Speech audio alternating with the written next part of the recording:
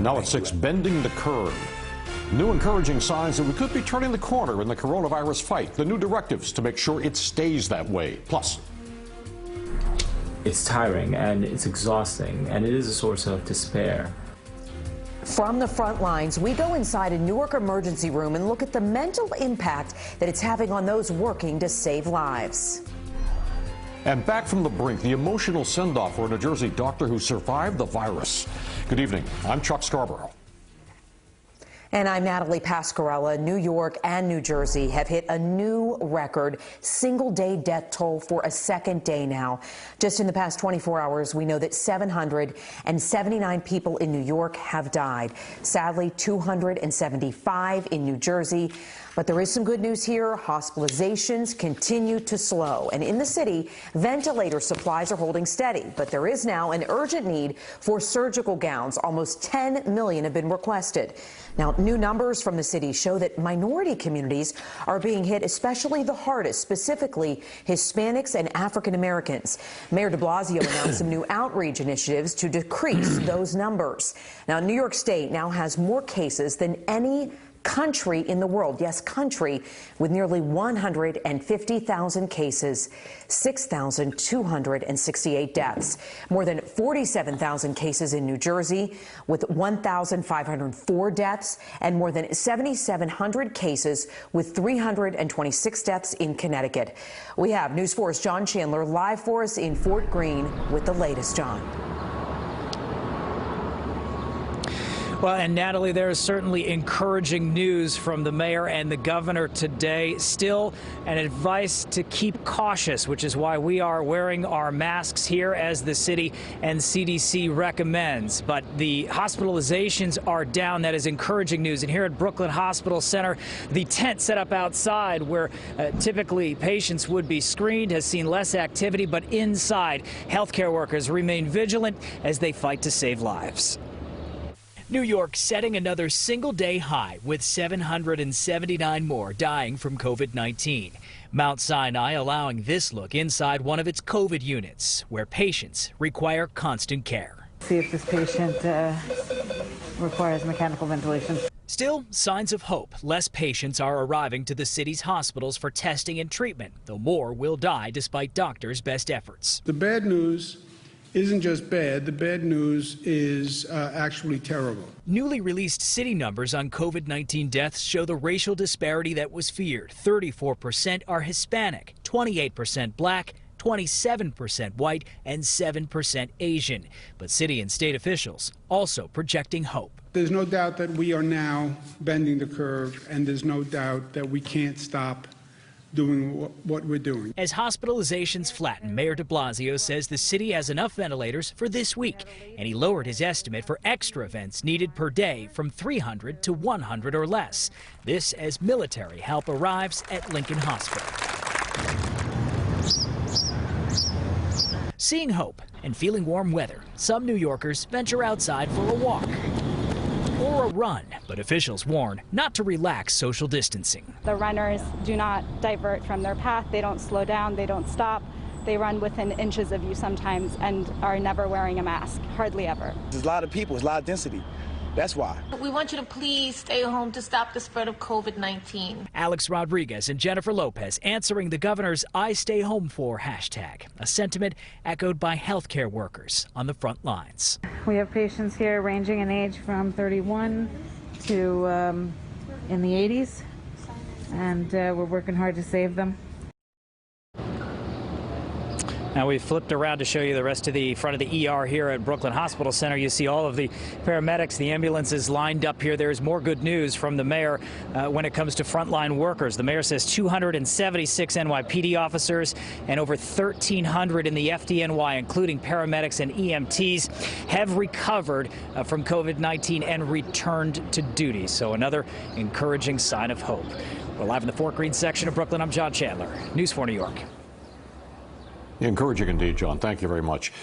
New directives in New Jersey today. Governor Phil Murphy ordered all non-essential construction work to end by Friday at 8 p.m. All stores have to have customers to just 50%. They have to cut them down to 50% capacity. And all customers and workers have to wear face coverings. News 4's Brian Thompson is live in Hoboken with some breaking news for us right now. Brian. Yeah, Chuck, and the flags behind me are supposed to represent sunshine, happiness. Even on board a Navy ship, there is no disease on board. However, Chopper 4 this afternoon over the New Jersey Veterans Home in Paramus, one of two run by the state that officials now believe they have lost nearly 40 veterans in the past 2 weeks due to COVID-19. The State National Guard telling me tonight 45 medics will be deployed to Paramus to bolster a staff hit hard by the virus, and 35 medics to the Vets Home in Menlo Park. All of this coming as general population nursing homes are in shock as well in Elizabeth, recording now some 22 deaths. We now have a face to the 22 deaths recorded so far at the Elizabeth Nursing and Rehabilitation Center. 85-year-old Annabelle Honest, seen here dancing last Halloween, including with his daughter Denise, found out about his death from the hospital and talked with me over FaceTime. I never received a call from the Elizabeth Nursing Home at all. Instead, Trinitas Hospital reached out to Denise the day he died, nearly a week after he first showed symptoms at the nursing home. I think the nursing home has been negligent in handling this outbreak of COVID-19 in their facility. They did not contain it properly. Now she wants someone to investigate his death and the 21 others here, something Elizabeth Mayor Christian Bolwidge is asking for from the state attorney general.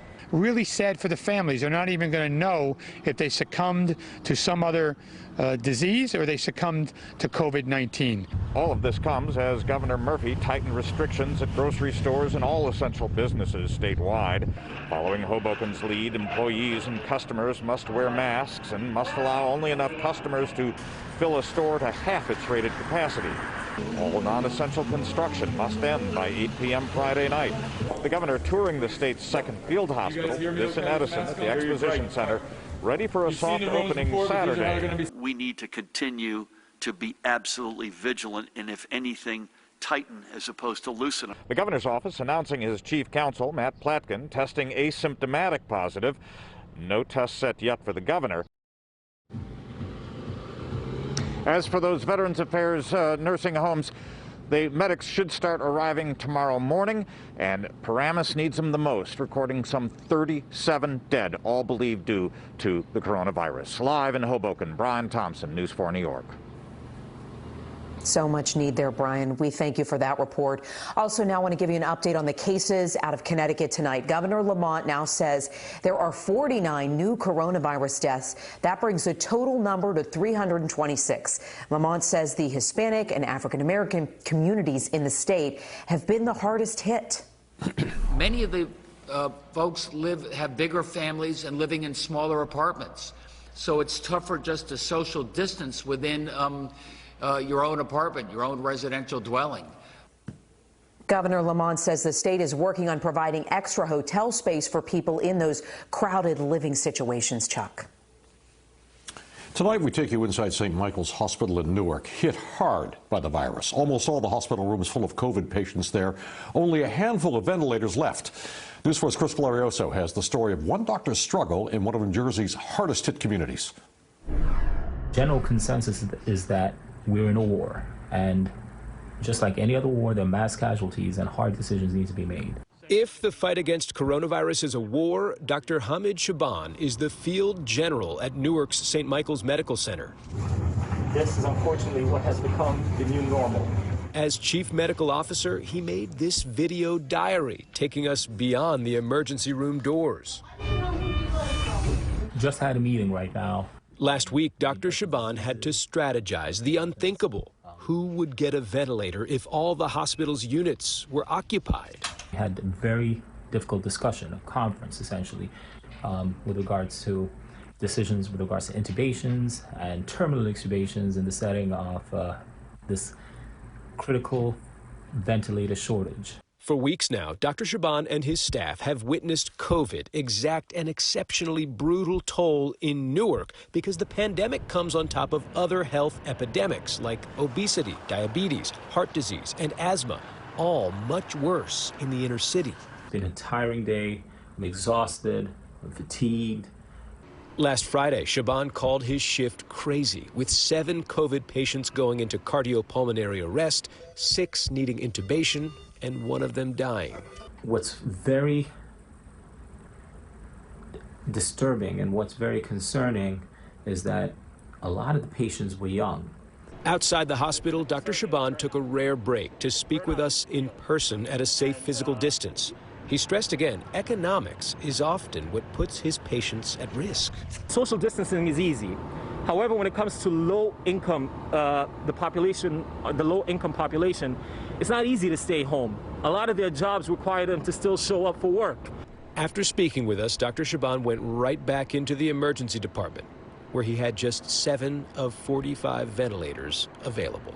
I'm just hoping that at some point there is going to be a light at the end of this tunnel.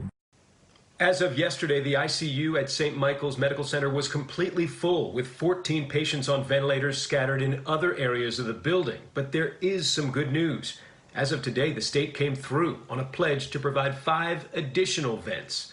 Chris Glorioso, News 4 New York.